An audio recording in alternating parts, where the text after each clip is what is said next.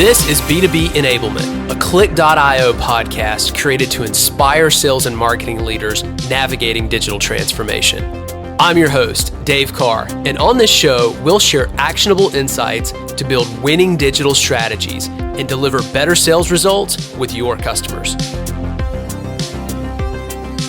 Well, hello everyone, and welcome to episode number 22 of B2B Enablement. Today we've got a really cool topic as always. We're going to be talking about how to close the gap in digital marketing reporting.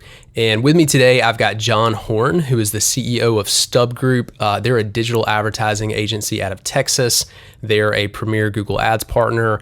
John is extremely passionate about data, digital marketing, digital advertising, and he really enjoys speaking with people about how to navigate the digital marketing landscape, how to convert more leads, get more sales, grow revenue, all of the things that we all as B2B marketers and sales leaders want to do.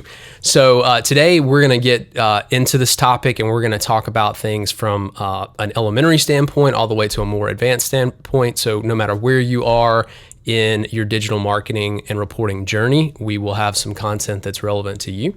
And so with that, I'm going to hand it over to John really quickly to do an intro of himself, and then we will hop right into the topic. Thanks, Dave. First of all, it's a real pleasure getting to speak with you. I've been looking forward to talking about reporting and data. It's one of my passions, like you said, for sure. And in terms of what I do, I'm the CEO here at StubGroup, and really we work with all kinds of businesses, lots of B2B businesses, as well as business to consumer, e-commerce, all over the place. And ultimately, we connect businesses with customers online. So we are a premier Google partner. We run campaigns on Facebook and Instagram, Microsoft, Amazon, so forth, trying to get the right people to our clients at the right time so they can get that engagement they're looking for and ultimately get those profitable dollars coming in the door. Awesome.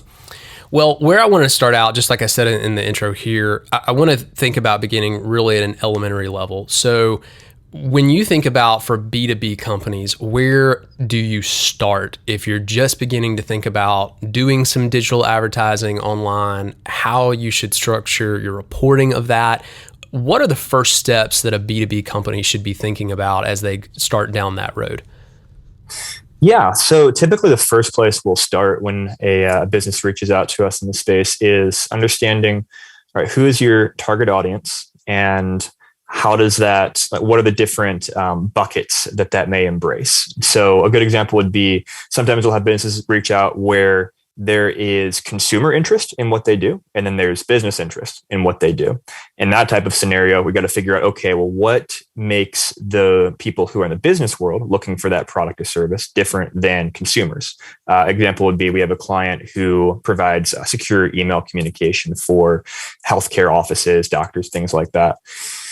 In that type of scenario, there's a lot of people out there looking for secure email, but 90% of that traffic are people like you and me who just, don't want Google or Facebook or whatever reading our emails. We're looking for, a secure version. Whereas on the business side, we need to figure out with the client, okay, well, how can we identify your target audience, which is people in healthcare offices, chiropractors, doctors? What are they searching for that makes them unique? And where are they on the internet? How do we reach them with your messaging? And then, of course, once we get that traffic to a client's website, which is typically the goal of most digital advertising campaigns, it's how are they engaging with the website and what tools and software should we use to measure that, and then measure whether that's phone calls coming in the door or then filling out a form on the website, chatting, really any method that a potential customer can use to engage with you online or through phone is something that we want to understand and then figure out how to track. And it doesn't have to be super complicated, honestly, to track these things. There's lots of great software and free software often out there that helps us figure those things out. But that's kind of where we get that conversation started. Yeah, and what I hear in between a lot of that is it's a lot of good old-fashioned ideal customer profile, understand who your best fit customer is, and then build your messaging around that so that you're, through your advertising, you're able to bring those individuals in and then ultimately give them something value to drive conversion. And that you did a great job in kind of summarizing all those individual steps because, that funnel can look a little daunting. I mean, especially if you're just starting out, in the B2B world and you've never run LinkedIn ads before, you've never run Facebook ads. It can look really complicated. But I also liked what you said there too, John, around keeping it simple. And I think that one common thing, especially now, is, people try to over attribute everything. So attribution is good. I mean, we all need to focus on that. But in a lot of cases, if you try to focus on it too difficult, especially early on, it can lead to, crushed expectations or things just not panning out the way that you would want. So on that note, it's a really good segue into the next question I had, which is around technology. And I know that, one of the common things, at least with our target market in B2B, we see is that everyone's always thinking about software. I'm never one to advocate for just throwing software at a problem, right? Like if you have to have a business plan first. But what do you guys see around, for those getting started, how to properly put in place technology platforms to help track those metrics? Yeah, that's a fantastic question. So first of all, you got to have some type of CRM, some type of customer relationship management tool, so that when people are reaching out to you, whether that be through your website or a phone call or even in person, if you're at a trade show or something, having a way to capture that information, retain it in a central place, capture information about how that person originally heard about you, reached out to you, and then what did you do with that lead? What have been the conversations, the sales pitches? Did they convert into a client? Are they still someone you should reach out to 6 months from now? Obviously, all of those just pattern standard sales things are things which I wish every business reaching out to us already understood and did by default. But I can't tell you how many times someone reaches out to us looking for marketing help, and we talk with them and realize, hey guys, we can get you more leads, we can get you more traffic to your website, but if you're not actually doing what you need to be doing with those leads that we're sending to you, this is not going to work out. You're not going to be happy. We're not going to be happy, because you've got to actually be communicating with those leads and tracking it.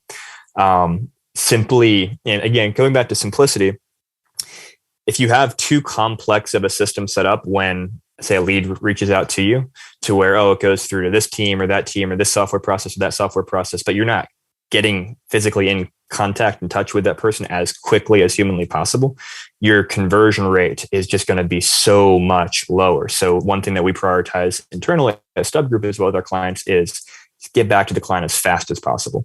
And if you can do that, you're going to beat 80% of your competitors who are taking a day, 2 days, a week to ever get back in touch with that lead. But circling back to software and what you mentioned there, so having a CRM is important. In terms of website analytics, we'll often use something as simple as Google Analytics for our clients. It's free, but also incredibly powerful. We can see where's traffic coming from, how are they engaging with the website, where are they dropping off. We can even see things like what different touch points on the marketing side have contributed to someone reaching out. So we can see, hey, this person, they originally reached the website because they clicked a Google ad.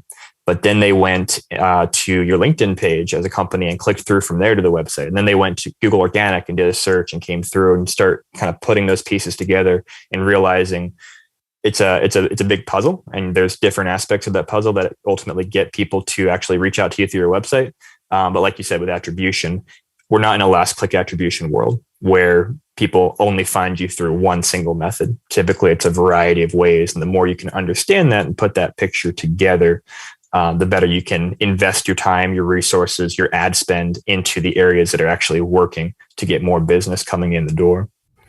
Yeah, it's so complex too as well, and with a lot of my other guests, we talk a lot about how the buyer journey has changed, especially post-COVID. And with so much of it now happening before anyone ever interacts with a salesperson, there are a million touch points. And there's so many great thoughts out there now from a lot of influential people. And I don't know if you follow Chris Walker on LinkedIn, but I mean, he has some incredibly good insights around, instead of just focusing on traditional kind of lead gen funnels, and ebook conversions and things like that, which are still valid, but thinking about creating brand and letting that traffic come to you organically. But to your point though, that happens on LinkedIn, that happens on your website, that happens on even, a search in Google. And there's a lot of different ways that it comes through. And I think that's what scares a lot of B2B marketers when they're just starting out, is thinking that it is so complex, because, I mean, let's be honest, it is, but that doesn't mean that you still can't start simple, and one is always greater than zero, just making progress to move there. you talked a little bit about CRM, and again, like we're sort of in the same place, like with our sales enablement solution that we sell at Klyck. If you don't have a CRM, it's going to be really hard for us to help you, right? It's just that you got to have something there that connects it from the marketing handoff to the salespeople and making sure that that's there. So I totally agree on that front. Are there any other platforms that you've worked really well with, like for instance, like HubSpot? We work with HubSpot. I love it personally, but have you seen others that are good for starters, and would you recommend any beyond just a basic tech stack? We use HubSpot as well here at StubGroup, and I definitely recommend that to our clients when they're looking for a CRM. And there's a lot of good options out there, but HubSpot, they do a very good job if you know what you're doing, because sometimes there's a little bit of a learning curve, but they do a good job of helping you connect to the marketing side, to the sales side. So it's not just, oh, now we have a sales prospect in here, but if you are working with someone like on the StubGroup side, we're using UTM parameters, we're using things in our marketing so that we can actually show the client, hey, here's the campaign this came from, here's what they were searching for, here's even ad messaging they might have seen. And that's all going to play into making our client have a better engagement with them on the sales side, having knowing that information and having a good sense of what their pain point might be or what messaging they've already seen. So yeah, HubSpot's great. One thing that some of our clients will do is they'll use a heat mapping software on their website, something like a Lucky Orange or a Hotjar, to where they can see how are people, where are they clicking on the website. And what I love doing is just watching actual screen captures of people navigating through the website. And you start watching those and you realize, oh, they're trying to click that. That's not a button. It looks like a button. They're getting confused. We should fix that. Or, oh, they're searching all around for, it looks like they're looking for this piece of information. I know right where it is because I built the website, but they have no clue because they're brand new to it. And so I've seen that be very helpful in helping a business think fresh about how they're communicating and how they're looking for people to navigate even through their website and get to the information they're trying to communicate. And you can streamline a lot of things or solve a lot of problems through that. One other thing I would say too is live chat is an underutilized not prospecting method really, but sales communication tool. We recommend this to pretty much all of our clients, especially in the B2B space, because when you've got someone on your website, often they're doing some research. They might not want to place a call right now or fill out a form and go through that. But if they see the option, chat comes up and they can engage right away in a fairly frictionless environment where they're not having to place a phone call, but they can ask a quick question. We see that dramatically increase our conversion rates for many of our clients. And the goal of that should be to collect their contact information so that then a salesperson can reach out to them and say, hey, saw you chatted with X person on our website, would love to see if you have any more questions or want a free demo, that kind of thing. Yeah, chatbots are great, and we've used Drift. I like Drift a lot. HubSpot also has some native tools as well, and I think they're probably just as good if you're not trying to be complex. Drift, you can easily get down a rabbit hole. I mean, there's so many different ways you can make automations and the journeys, which is great if you're a really advanced user, but it can be a little daunting for early stage teams. So on that note of teams as well, when you're thinking about, other B2B clients you've worked with and they're assembling their teams or putting people in the right chairs inside their marketing organization, how do you typically see people structured sort of over the lifespan, like, when you're just starting versus getting going versus really being up to speed? And do agencies, I mean, I know you guys work a lot with other clients, but how do you see agencies fitting in when you're sort of a tertiary member of a team that already exists internally? Yeah, I would say for many of the clients reaching out to us, usually we're seeing people wear a lot of hats. They're tasked with sales, they're tasked with marketing, maybe they're tasked with writing blog posts and creating content. And so often they're running a million different directions. And one of the reasons they're reaching out to an agency, a third party like us, is say, hey, I don't have the time or the experience and expertise to run, say, the marketing side of things. Can you help us with that? Can you take this off of my plate and do a better job than I'm doing right now so that I can focus on the sales or on the content creation or whatever their expertise is? So I see that happen a lot. And I'd say on the agency side of things too, one area that we try to focus on heavily when we're working with our B2B clients, honestly, is accountability. It's hey, we sent you these leads. How's it going? What have you done? Up with them? Are they converting? One thing we do for a lot of our clients is call tracking. So we can actually identify, track, and record the phone calls that come from our marketing campaigns. So if someone clicks through an ad that we ran, we capture that information. And when we have our regular check-ins with a client, we can say, hey, here's the 15 calls that we drove last week. This one that looks like a really good prospect. How's it going? And I can't tell you how many times they'll say, oh yeah, we should probably call them back. Or, oh, I didn't see that call come in. And so that's very important. And I get it, because people are moving a mile a minute, and sometimes things fall through the cracks. But when you have someone like an agency who's responsible for driving that performance for you and incentivized to be checking up and making sure that something's happening with those leads that are being driven, that can help you, as a business or as a marketing team or a sales team, make sure you're staying on top of those things. I can attest to a lot of that personally as well. And, the way our team is structured, we have a small group internally, but we also use an external agency that helps us with paid ads as well. And going back to your point of, do you have a process to handle them when they come in? Like all things, you can overcomplicate that really quickly if you're just beginning. I mean, you could literally manage it on a spreadsheet if you wanted. I don't advise it. Yeah. It's a pain, but totally. you could literally manage it in Excel if you wanted to.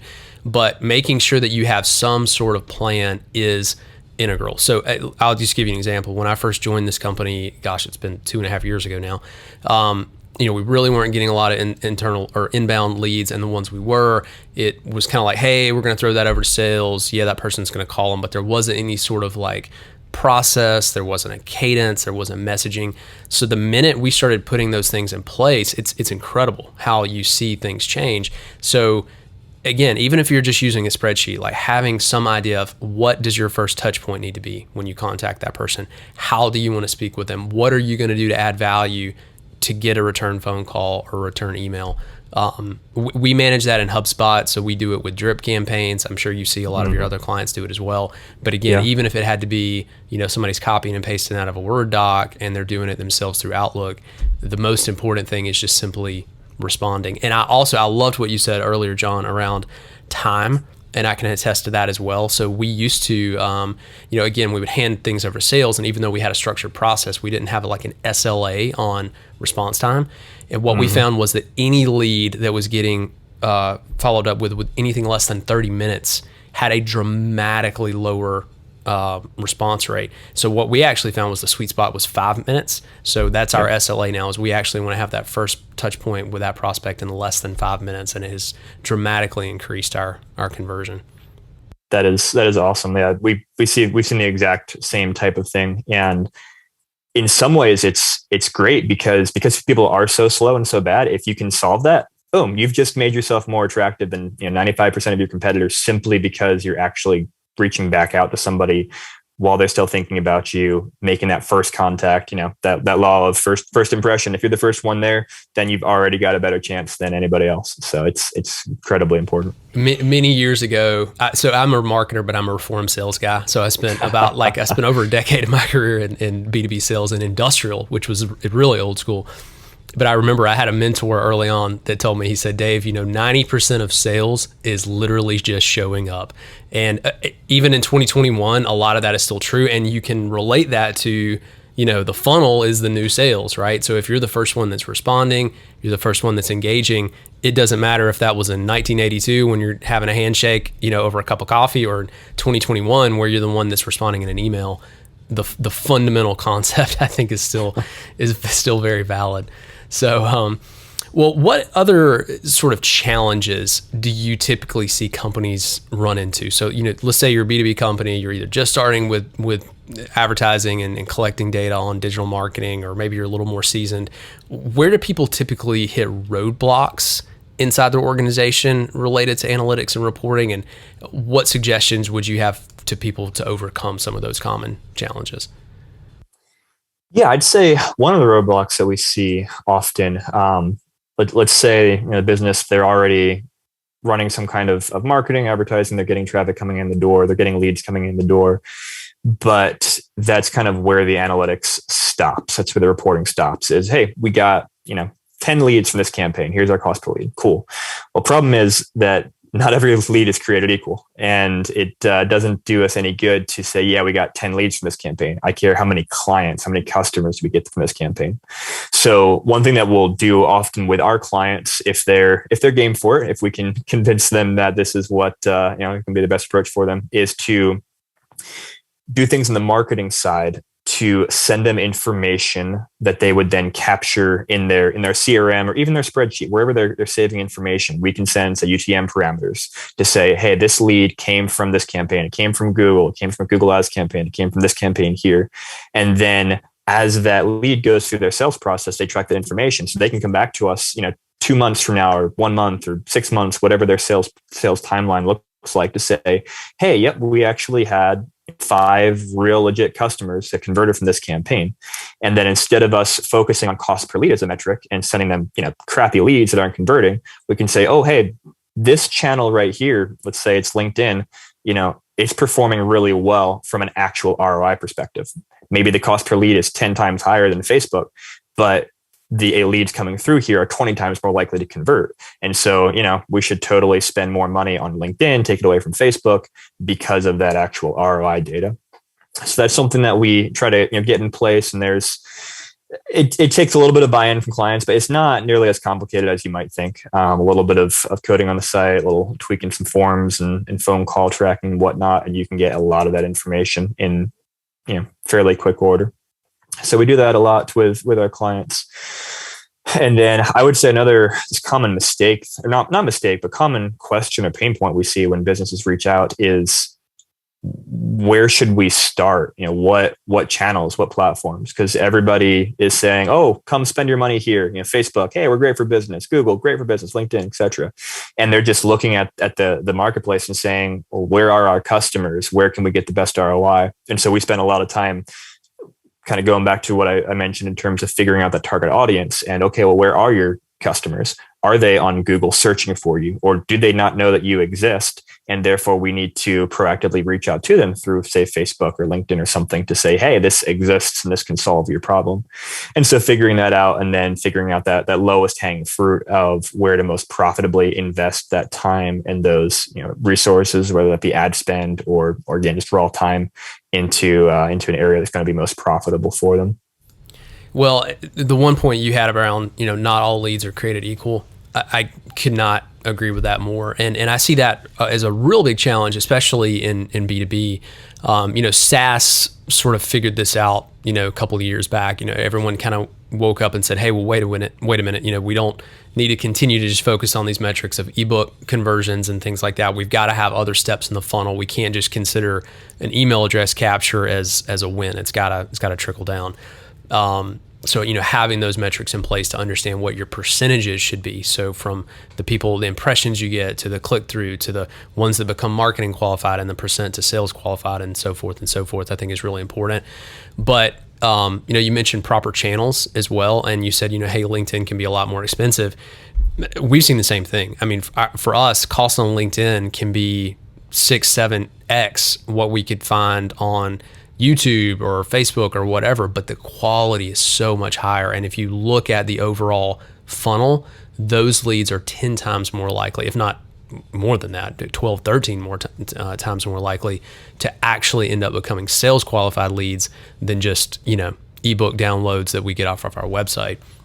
So I totally agree on that, man. I really think that you got to look at the whole funnel.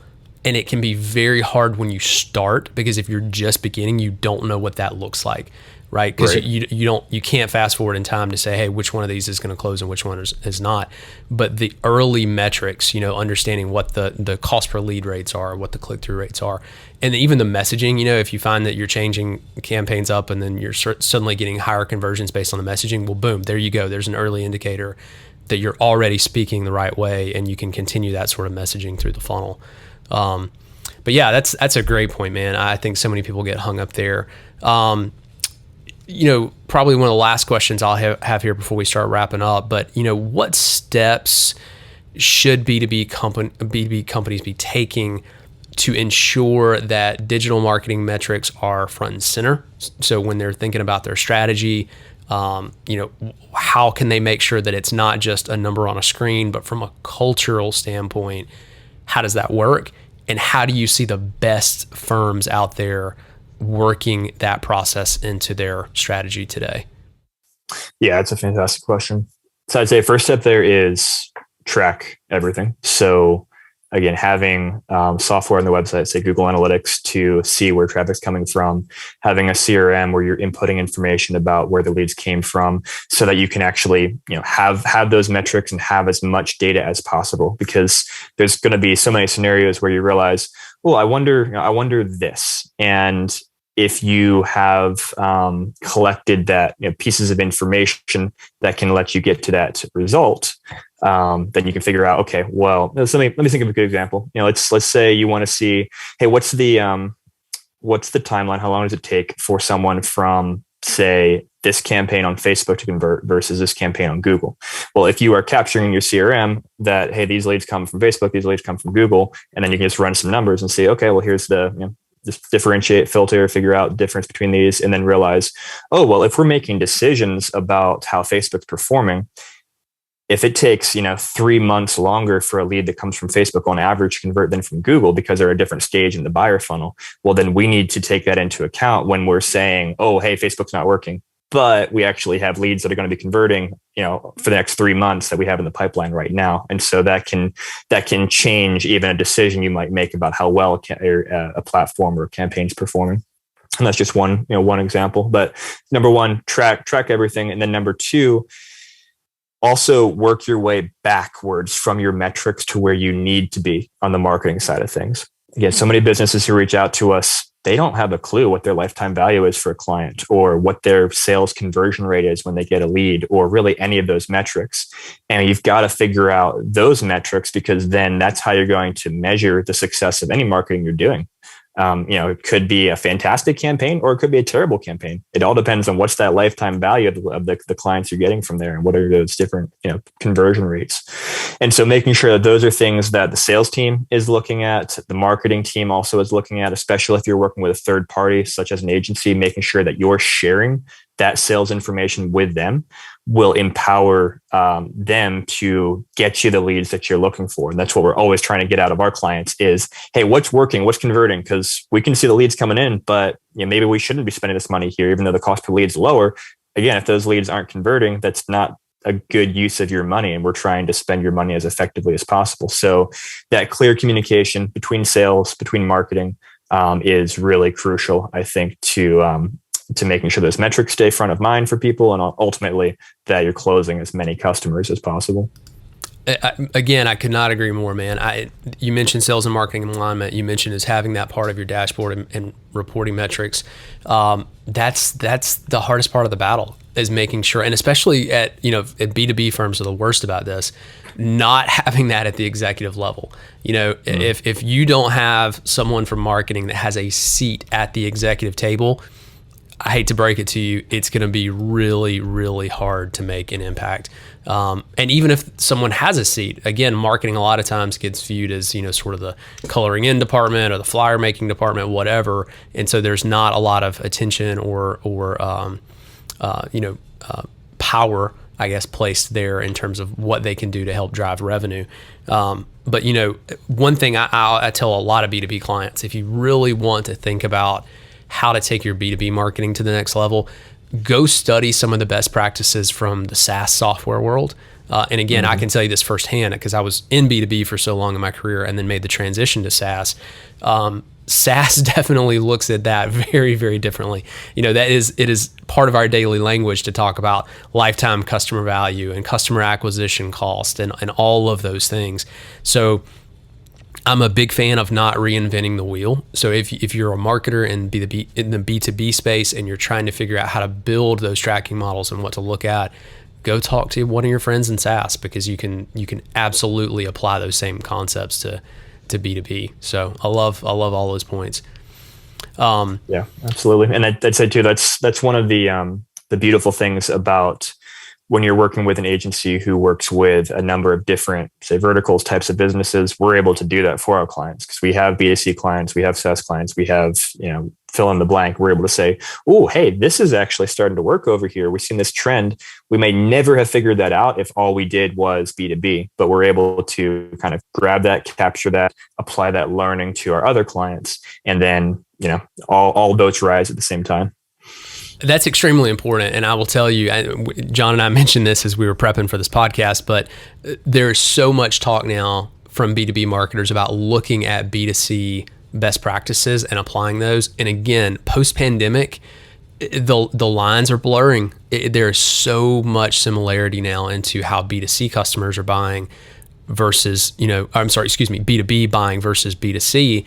And I saw another statistic. I don't remember the exact number. I may butcher this, but it was something like 73% of all B2B buying committees now are comprised of millennials. So when you literally think about 3/4 of the people sitting around the table making a decision are of the millennial generation, well, guess what? The way that millennials buy is lots of upfront research, lots of online learning and content consumption. So you have to be thinking about that. So that does make B2B start looking a lot like B2C. So I'm glad you mentioned that. And I do think that there's a lot of value in having a partner that can help bridge those gaps.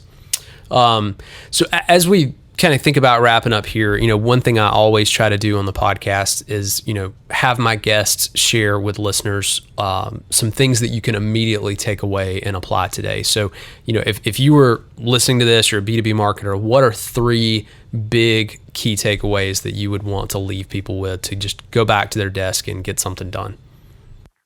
Yeah, I'd say number 1, go install Google Analytics on your website. And if you already have it there, go figure out how to use it.